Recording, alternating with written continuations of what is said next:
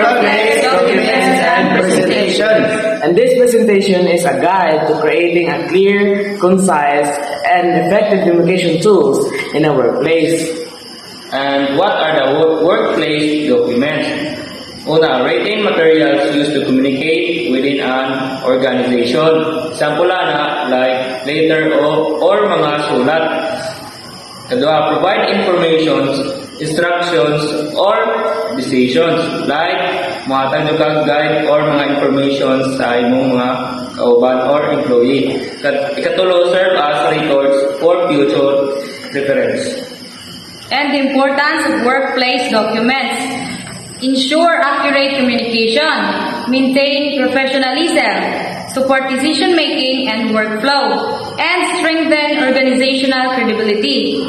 And the types of workplace documents. The first is memos, so meaning brief messages for internal communication. Next is report, detailed information for analysis or records. And next is email, the digital messages for quick communication. And the last one is proposal, persuasive documents for plans or projects. And now let's dig into the characteristic of effective documents. The first one is clear, from the word clear, easy to understand. And number two is concise, straight to the point, and organized, ang katulo, logical flow.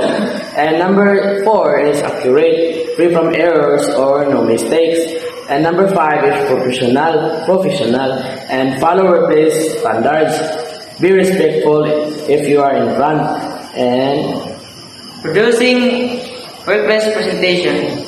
Visual communication tools used to present information like infographic and videos and images. Commonly created using PowerPoint, Canva, or other similar tools. Support discussion, meetings, and proposal. Like ginagamit ni siya sige sa mga meetings or sa mga discussion.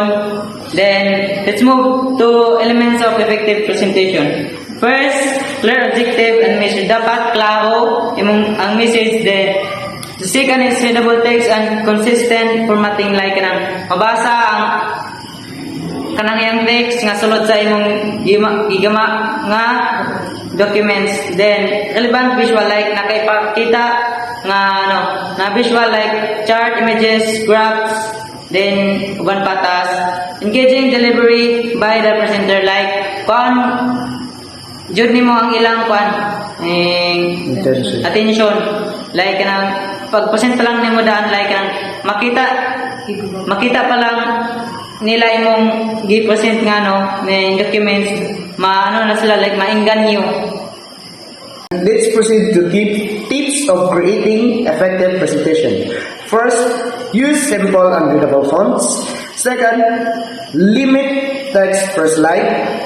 Third, use visual support to support, not replace your message. And lastly, maintain consistent design and structure. And let's proceed to workplace communication skills. First, know your audience. Second, use a respectful and professional tone. Third, be mindful of workplace norms. Lastly, use active listening and feedback. And this is our purpose of our report. Workplace documents and presentation are essential to communication tools. And number two is producing them will improve professionalism and clarity. And number three is they support teamwork, decision making, and organized success. And that's all. Thank you.